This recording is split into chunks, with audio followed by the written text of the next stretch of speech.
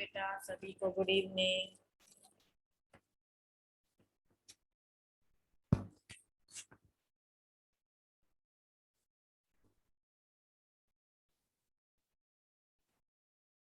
चलिए पढ़ना स्टार्ट करें।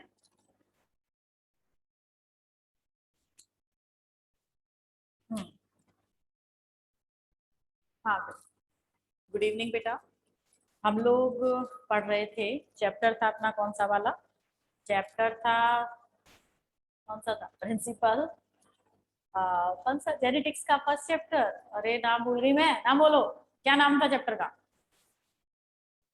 Principle of inheritance and variation, है ना? चलो, principle of inheritance and variation जो चैप्टर है अपना, उसमें हम क्या पढ़ रहे थे? सिंड्रोम पढ़ रहे थे, है ना?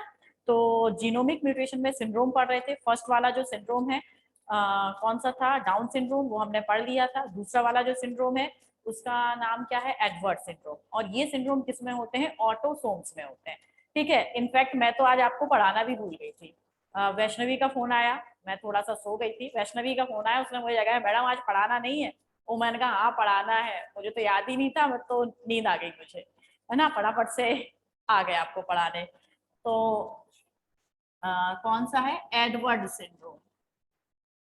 एडवर्ड सिंड्रोम, ठीक है। चलो बेटा, एडवर्ड सिंड्रोम है, ये आपको मैंने कल बता ही दिया था। किसमें होता है? ट्राइसोमी, ट्राइसोमी इन क्रोमोसोम नंबर, क्रोमोसोम नंबर 18। ठीक है, 18 क्रोमोसोम नंबर है, उसमें अगर ट्राइसोमी हो जाती है तो उससे क्या हो जाता है? उससे हो जाता है हमें एडवर्ड सिंड्रोम। ठीक है, हमें नहीं, जेनेटिक डिसीज है, किसी पर्सन को एडवर्ड सिंड्रोम हो जाता है, ट्राइसोमी इन क्रोमोसोम नंबर 18। ठीक है, इसे सबसे पहले जो डिस्कवर किया था, किसने किया था? इसका बी पॉइंट में लिखती हूँ। It first discovered by scientist Edward. ठीक है, साइंटिस्ट का नाम है एडवर्ड, इन 1960।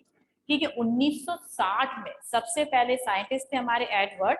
उन्होंने इसे क्या किया था? डिस्कवर किया था। सबसे पहले इन्होंने ही देखा था कि इस टाइप का कोई सिंड्रोम होता है। अब इस सिंड्रोम का जो कॉज है, ठीक है, कॉज ऑफ दिस सिंड्रोम वही है जो कि इससे पहले डाउन सिंड्रोम का था।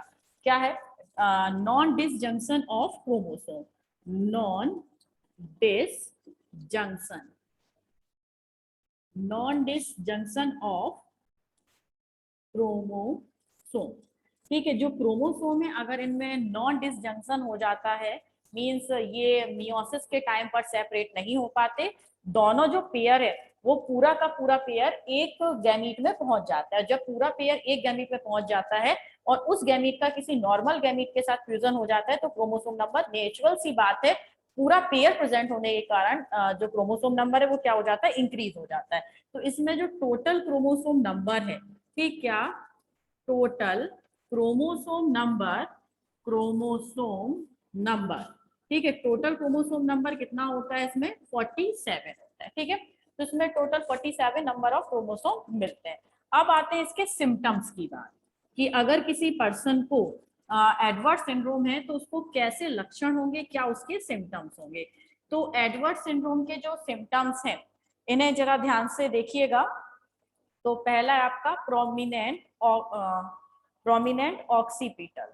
ठीक है, जो सिर है, ठीक है, आप या फिर इसे डायरेक्टली सिंपल लैंग्वेज में लिख लीजिएगा, कैसा? Smaller head. ठीक है, जो सिर है, ये जो सिर है ना, जैसे बच्चा पैदा होता है तो नॉर्मल सिर काफी बड़ा होता है। ठीक है, नॉर्मल बड़ा होता है सिर, लेकिन जिसे कि एडवर्ड सिंड्रोम हुआ होता है वो बच्चे का जो सिर है वो काफी छोटा होता है। ठीक है, तो एक ये जो सिर है वो काफी छोटा होता है, जो ऑक्सीपिटल है वो काफी स्मॉल होती है, तो स्मॉलर हेड होता है इसमें। एक बात और समझिए, एक और हमारा जीका वायरस, आपने जरूर सुना होगा। जीका वायरस सुना है ना, ये वाला जीका वायरस, ये आजकल वायरस वायरस बहुत चल रहा है। तो जो जीका वायरस है, ये जीका वायरस भी जिस प्रेग्नेंट लेडी को, ये ठीक है नॉर्मल पर्सन पर इफेक्ट नहीं डालता है, जीका वायरस प्रेग्नेंट लेडी पर इफेक्ट डालता है। प्रेग्नेंट लेडी की जो बेबी है उसमें ऐसा ही आपका छोटा सा सिर हो जाता है और जो मेंटल फीचर्स हैं उसके जो मेंटल रिटार्डेशन आ जाता है बेबी के अंदर। तो बिल्कुल कुछ जीका वायरस के जो कैरेक्टरिस्टिक होते हैं कुछ वैसे ही कैरेक्टरिस्टिक एडवर्ड सिंड्रोम में देखने को मिलते हैं। ठीक है, तो एक तो क्या हो गया इसमें स्मॉलर हेड हो गया। दूसरी बात है इसका जो मेंटल लेवल है, ठीक है, मेंटल लेवल, सभी का मेंटल लेवल कम होता है, मेंटल लेवल कैसा होगा, काफी कम होगा। तो इसका मेंटल लेवल कैसा होता है बेटा, बहुत ही ज्यादा कम होता है। ठीक है, एक और इसमें जो थर्ड पॉइंट है वो एक और लिखिएगा, माइक्रोगेनेथा, माइक्रोगेनेथा। ठीक है, माइक्रोगेनेथा का मतलब होता है smaller mouth, smaller smaller mouth. ठीक है, जो बच्चा है एक तो उसका सिर छोटा होगा और दूसरा उसका जो माउथ है, माउथ समझ ना, ये मुंह खाने वाला। ठीक है, तो ये जो माउथ है ये भी बिल्कुल छोटा सा होता है। जैसे कि ये बच्चा है, इसका नॉर्मल का जो माउथ है आप देखते हैं ना, कम से कम इतना बड़ा माउथ होता है, ये नॉर्मल का। लेकिन जिससे ये एडवर्ड सिंड्रोम होता है उसका माउथ बस इतना सा, ठीक है, बहुत छोटा सा मुंह, ठीक है, बहुत छोटे सा जो है माइक्रोग्रेथा हो जाता है, जो माउथ है वो काफी छोटा हो जाता है। ठीक है, फोर्थ की बात करें, short life span, short life span, जो लाइफ स्पेन है वो काफी कम होता है। ठीक है, मीन्स ज्यादा से ज्यादा 4-6 साल तक आपका सरवाइव करेगा, उसके बाद उसकी डेथ हो जाएगी। नेक्स्ट आता है फिफ्थ, लो लाइन ईयर। ठीक है, आपको ये लो लाइन ईयर वाली कहानी मैंने आपको कल भी बताई थी कि जो कान है, हमारे कान कहाँ पर होते हैं, आंख के जस्ट सेम लाइन में होते हैं, लेकिन जिन्हें ये एडवर्ड सिंड्रोम होता है उनके जो कान है ना कुछ नीचे की तरफ झुके होते हैं। ठीक है, तो वही मैंने लिखा है, लो लाइन ईयर प्रेजेंट होते हैं। ठीक है, इसके अलावा और क्या प्रॉब्लम हो सकती है, इसमें यहाँ लिख दूं, इसमें abnormal feet, abnormal feet, abnormal feet का मतलब है बहुत ही ज्यादा स्मॉल। ठीक है, पैर है ना बहुत छोटे छोटे से होंगे। ठीक है, बच्चा काफी मीन्स काफी आप कह सकते हैं कि एज का हो गया है, लेकिन उसके पैर ही नहीं बढ़ रहे हैं। ठीक है, एबनॉर्मल फीट है, बिल्कुल छोटे छोटे से, हो सकता है अंदर की तरफ आपके बो शेप के हो गए। ठीक है, जो वो होता है ना धनुष जैसे, ठीक है, अंदर की तरफ सिकुड़े हुए, आपने काफी बच्चे भी देखे होंगे जिनके पैर जो है ना अंदर की तरफ मुड़ जाते हैं। तो इस तरीके के बहुत छोटे पैर हो सकते हैं, या फिर कैसे हो सकते हैं, अंदर की तरफ झुके हुए हो सकते हैं। तो एबनॉर्मल फीट, इसके अलावा स्मॉल स्मॉल नेक, जो क्या है, गर्दन है, ठीक है, वो भी कैसी होती है, काफी छोटी होती है।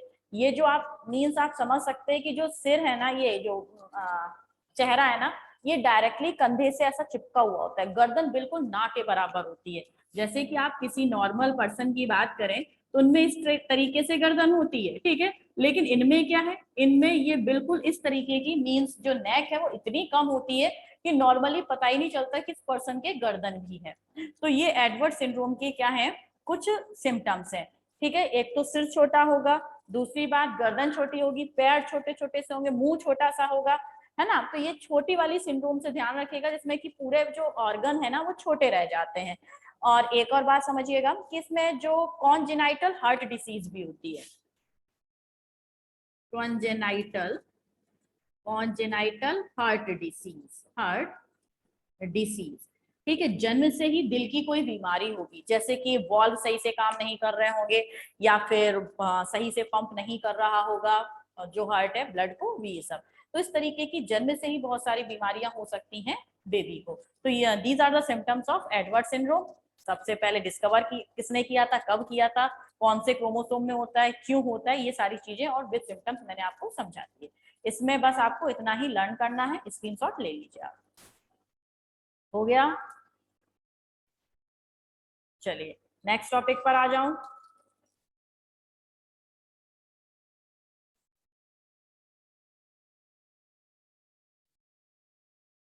चलिए, तो नेक्स्ट वाला कौन सा है, पटाऊ। हाँ जी, तो रफ करते हैं इससे।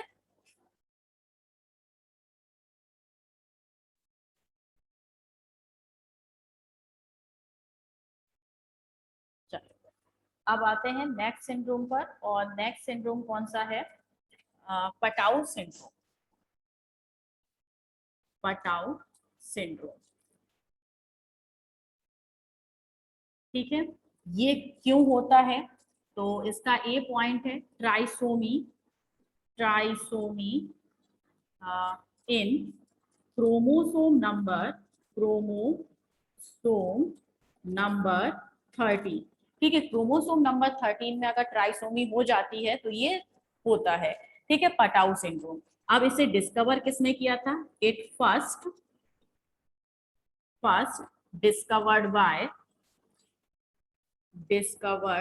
Bye Patau in 1960।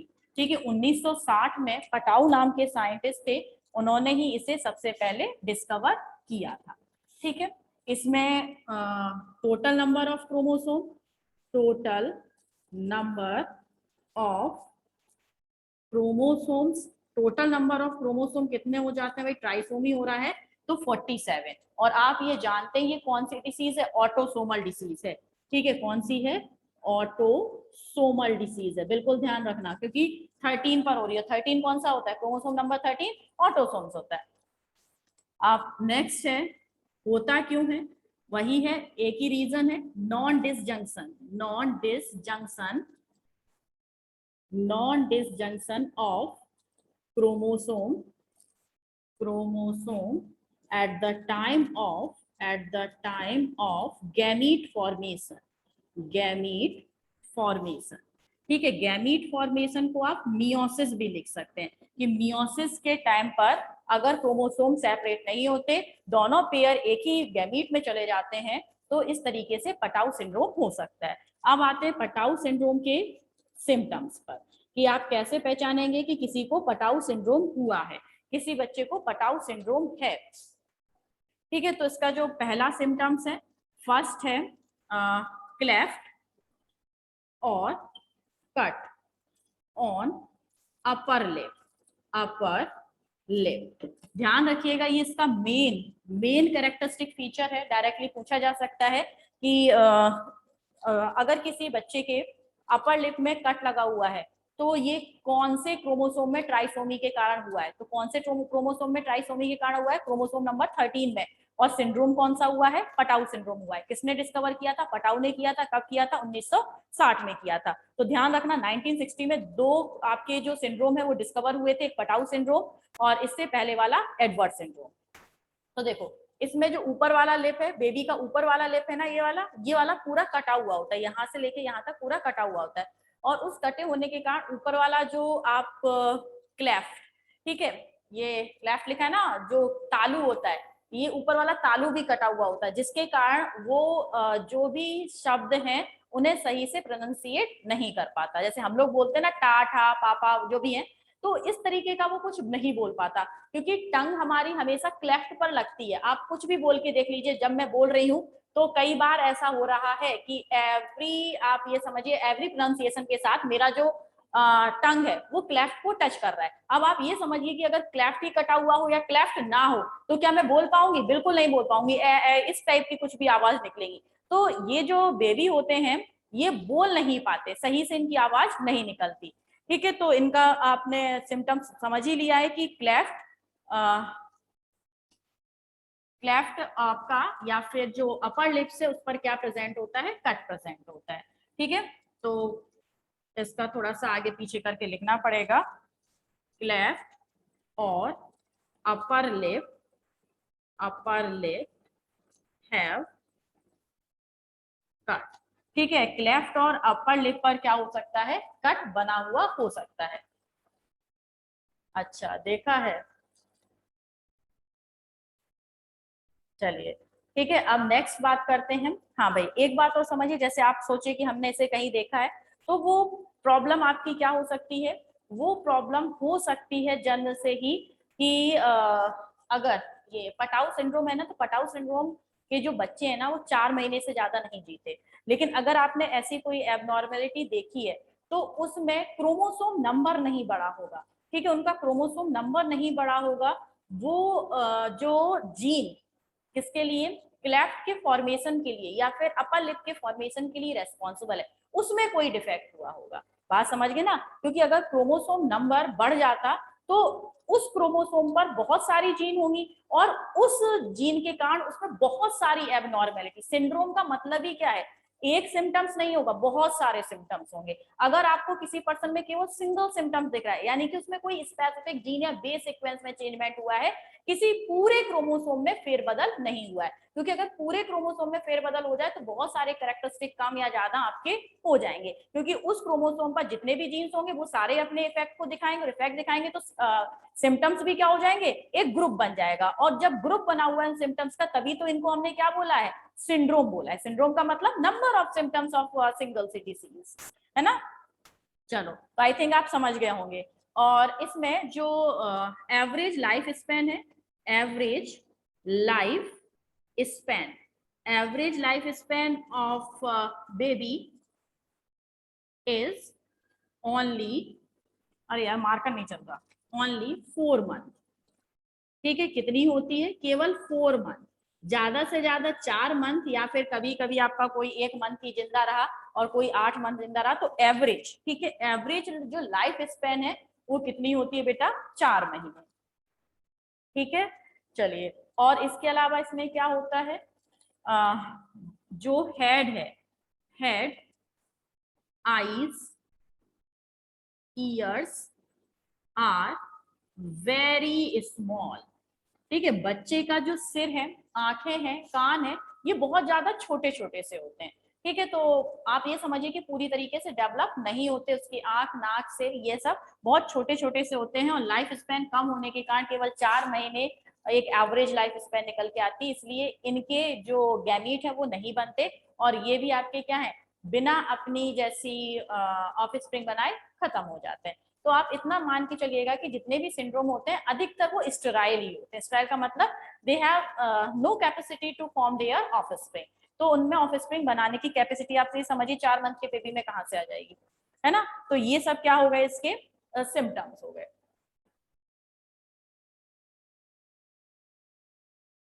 हाँ, ठीक है, काफी गंदे तरीके से होता है। मीन्स आप ये समझिए कि आप देख नहीं सकते, बहुत ज्यादा कटा हुआ होता है। मैं सिर्फ समझा रही हूँ, लेकिन जब आप इसे कभी गूगल वगैरह करेंगे ना, तो बहुत गंदे तरीके से ये सिम्टम्स आपको देखने को मिल सकता है।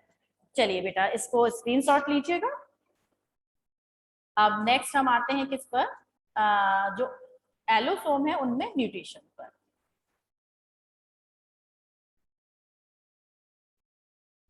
हो गया? अरे यार क्या दब जाता है पैर से।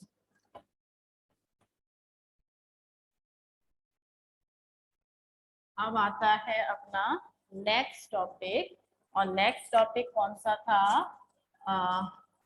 Syndrome, syndrome related to, related to allosome, allosome. ठीक है, एलोसोम से रिलेटेड जो सिंड्रोम है उनके बारे में हम पढ़ लेते हैं। तो एलोसोम से रिलेटेड 2 थे, आपको बहुत अच्छे से याद होगा। एक तो जिसमें क्रोमोसोम नंबर डिक्रीज हो जाते हैं, और एक में क्या होते हैं? क्रोमोसोम नंबर इंक्रीज होते हैं। तो आप ये बताइए, जिनमें क्रोमोसोम नंबर इंक्रीज होते हैं कौन कौन से आपको बता चुके हैं? फटाफट से, जब तक मैं इनका प्रबंध कर रही हूँ आप जब तक मुझे आंसर बता दीजिए।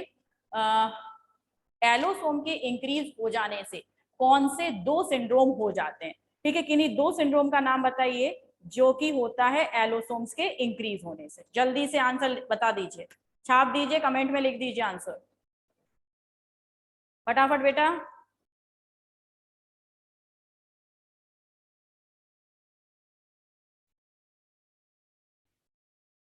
आंसर छपा? Klinefelter syndrome and triple x, very good. Kusumlata, Simmi and Namrata, very good बेटा, आप लोगों ने आंसर बिल्कुल सही दिया है। ठीक है, कौन सा होता है?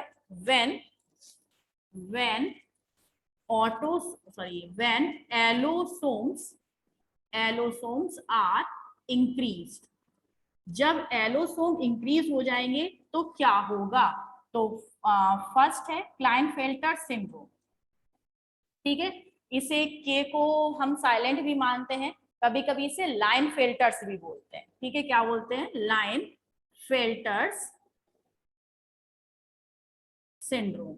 लेकिन मैं क्लाइनी बोलती हूँ कि मैं भूल जाती हूँ इसे, कैसे ही मुझे याद रहता है। तो वास्तव में से लाइनफेल्टर सिंड्रोम भी बोला जा सकता है और क्लाइनफेल्टर्स भी बोला जा सकता है, क्योंकि मैं साइलेंट नहीं करती इसे। तो जो लाइनफेल्टर सिंड्रोम है, ये सबसे पहले किसने डिस्कवर किया था? साइंटिस्ट थे। फर्स्ट डिस्कवर्ड बाय लाइनफेल्टर्स, लिखू ना, फर्स्ट डिस्कवर्ड बाय लाइनफेल्टर्स इन 1942। ठीक है, सबसे पहले इसे किसने डिस्कवर किया था? लाइनफेल्टर्स नाम के साइंटिस्ट थे, लाइनफेल्टर्स नाम के साइंटिस्ट थे। उन्होंने 1942 में 1942 में इसे देखा था। ठीक है, इसमें क्या होता है? इसमें होता है बेटा ट्राइसोमी इन सेक्स क्रोमोसोम। और सेक्स क्रोमोसोम में क्या होती है? Trisomy, means X X Y type के क्या बनते हैं? क्रोमोसोम बनते हैं। अब देखिए इसमें है क्या? एक्स वाई है, तो ये क्या होता है भाई? मेल के कैरेक्टरिस्टिक होंगे, लेकिन एक और एक्स्ट्रा होने से क्या होगा? फीमेल के भी कैरेक्टर होंगे। तो आप ये समझिए ये किसके लिए रेस्पॉन्सिबल है? ये ट्रांसजेंडर। ठीक है, आप नॉर्मली लिख सकते हैं कि ये क्या बनाते हैं? इससे ट्रांसजेंडर का फॉर्मेशन होता है। ठीक है, ऐसे ट्रांसजेंडर जो कि फिनोटिपिकली मेल होते हैं। ठीक है, जब बच्चा पैदा होगा तो उसमें कैरेक्टरिस्टिक किसके होंगे? मेल के होंगे। लेकिन जैसे जैसे बड़ा होता जाएगा वो अपने अंदर फीमेल के कैरेक्टरिस्टिक डेवलप करता जाएगा। जैसे उसका बोलने का तरीका फीमेल्स की तरह हो जाए, वो चले भी बिल्कुल, मतलब आप समझ सकते हो फीमेल की तरह, एक फेमिनाइन लुक उसमें आना स्टार्ट हो जाए। तो वो हो सकता है क्या? उसका लाइनफेल्टर सिंड्रोम, जिसमें कि फिनोटिपिकली वो मेल होते हैं, लेकिन जैसे जैसे वो डेवलप होते जाते हैं उनमें फीमेल के कैरेक्टरिस्टिक आने लगते हैं। इसीलिए आपने देखा होगा ट्रांसजेंडर कभी मतलब होते तो मेल्स की तरह हैं, लेकिन वो फीमेल की तरह काफी हरकतें करते हैं। ठीक है, तो ये आपका ट्राइसोमी इन सेक्स क्रोमोसोम में हो जाता है। अब आते हैं इसमें जो कैरेक्टरिस्टिक हैं इसके, सॉरी सिम्टम्स है ना, और तो कुछ बच्चा नहीं है, तो इसके सिम्टम्स पढ़ते हैं। सिम्टम्स, तो पहला सिम्टम्स है इसमें, वो है, देखो सिम्टम्स ज्यादा आपको दिमाग नहीं लगाना पड़ेगा। एक्स वाई है तो क्या होगा? मेल के सिम्टम्स होंगे। मेल के सिम्टम्स होंगे तो ये कैसे होंगे? आदम कद होंगे, मींस मेल की लंबाई अच्छी खासी होती है, तो कैसे होंगे? लॉन्ग हाइट के होंगे। ठीक है, तो ये कैसे होंगे? मोस्ट ऑफ टॉल, अधिकतर ये कैसे होते हैं? मोस्ट ऑफ टॉल, अधिकतर लंबे होते हैं। ठीक है, दूसरा है they show some feminine characters. इनमें कुछ फेमिनाइन कैरेक्टर्स आ सकते हैं। फेमिनाइन मैं पहले ही समझा चुकी हूँ, आवाज हो लड़कियों जैसी हो जाए। ठीक है, लड़कियों की तरह इनमें ब्रेस्ट का फॉर्मेशन हो जाए, या फिर आप कह सकते हैं इनका चलने का तरीका है ये लड़कियों की तरह हो जाए। तो मतलब लड़कियों की तरह मीन्स थोड़ा सा मटक के चलना। लड़कियां वास्तव में मटक के नहीं चलती, उनका फीचर ही होता है कि वो ऐसा लगता है कि वो मटक रही हैं, है ना। तो बिल्कुल वैसे ही ये फेमिनाइन कैरेक्टरिस्टिक्स शो कर सकते हैं। तो अधिकतर तो लंबे होते हैं, ठीक है, अच्छे खासे हेल्दी भी होते हैं, लेकिन ये कैसे होते हैं? फेमिनाइन कैरेक्टरिस्टिक को शो करना स्टार्ट कर देते हैं। और भाई और क्या करते हैं इनमें? ये एक एक्स्ट्रा एक्स क्रोमोसोम होने के कारण ये स्टेराइल मेल होते हैं। स्टेराइल मेल का मतलब समझते हैं ना? They have no capacity to form sperm. इनमें स्पर्म बनाने की कैपेसिटी नहीं होती। ठीक है, अब स्पर्म नहीं बनेंगे तो इनकी आगे की जनरेशन तो आएगी नहीं, नेचुरल सी बात है। तो ये कैसे होते हैं? स्टेराइल मेल होते हैं, लेकिन इनकी लाइफ अच्छी होती है। लाइफ अच्छी का मतलब है लाइफ स्पैन अच्छी होती है, ये लंबे समय तक जिंदा रह सकते हैं, 60 साल 70 साल 80 साल 90 साल 100 साल। ठीक है, इनकी लाइफ स्पैन कैसी होती है? काफी अच्छी होती है। और नेक्स्ट लिखते हैं दे शो गायनोमेस्टिया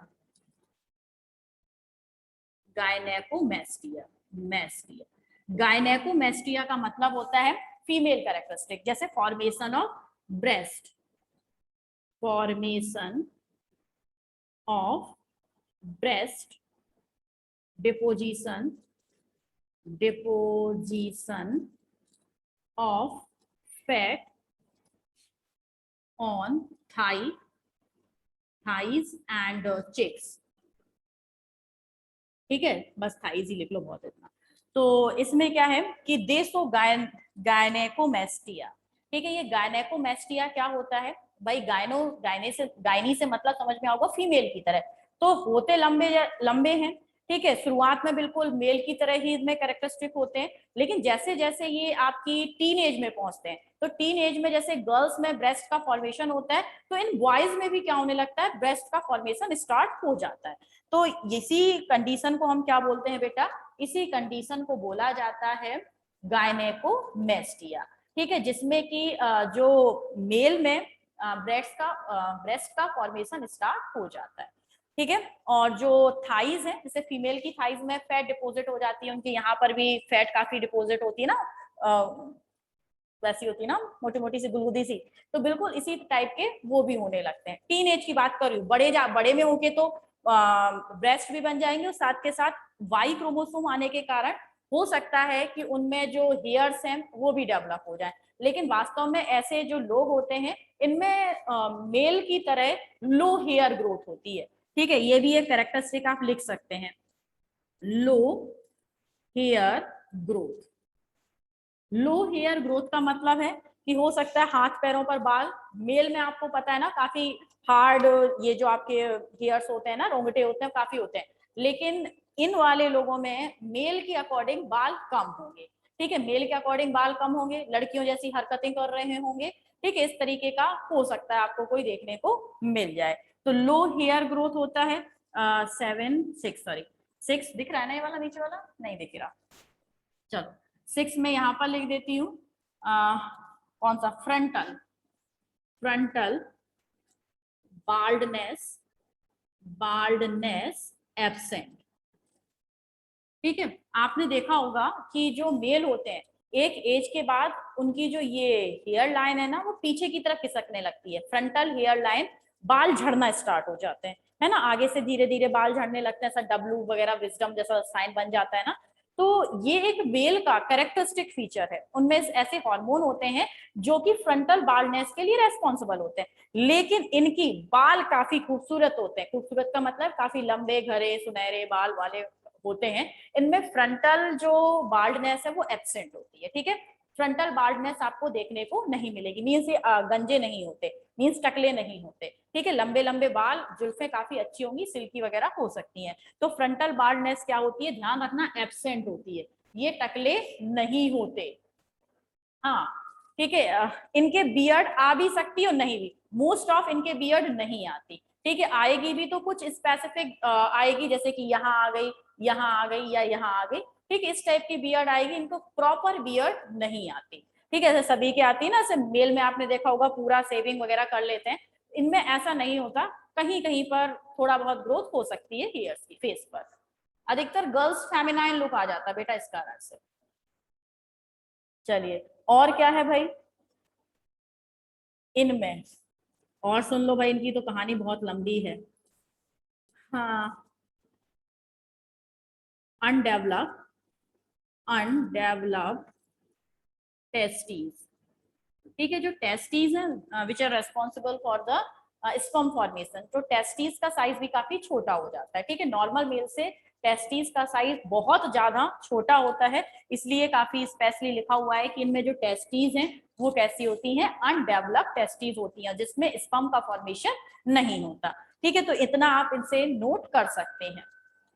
लिख लिया, अनफर्टाइल है, टॉल है, और इसमें आईक्यू लेवल भी आप एक और बढ़ा लो कहीं पर, यहाँ पर लिख लेते हैं लो आईक्यू लेवल, लो आईक्यू लेवल। ठीक है, जो नॉर्मली एक आधा मिल जाए वो बहुत इंटेलिजेंट हो, ऐसा मैं नहीं कह रही हूँ, मोस्ट ऑफ आईक्यू लेवल भी इनका कैसा होता है, कम होता है।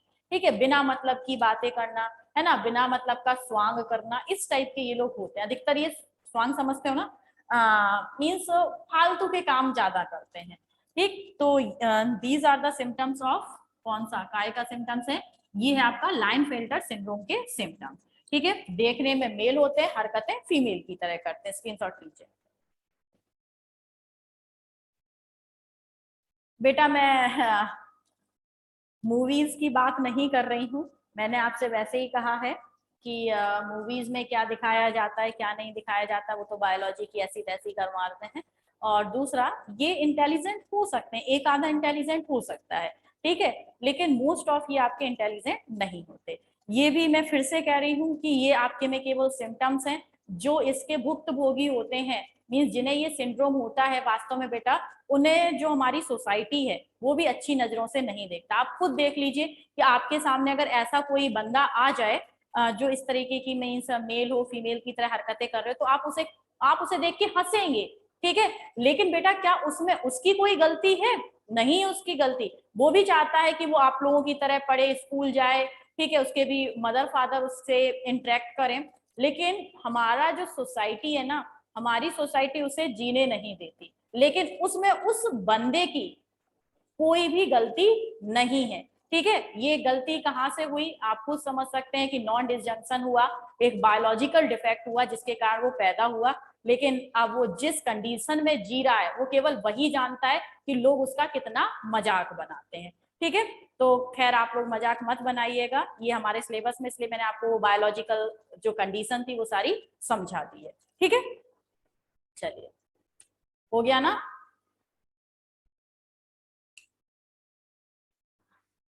अब इसके बाद आपका बेटा ट्रिपल एक्स सिंड्रोम, और एक और था आपका कौन सा वाला, ट्रिपल एक्स सिंड्रोम और टर्नर सिंड्रोम, है ना। ट्रिपल एक्स सिंड्रोम और टर्नर सिंड्रोम, दो सिंड्रोम बचे हुए हैं, इन दो को हम कल पढ़ लेंगे, ठीक है। तो आई थिंक आपको आज सारे सिंड्रोम जो मैंने कराए हैं समझ में आ गए होंगे। एडवर्ड सिंड्रोम कराया, आप समझ गए होंगे।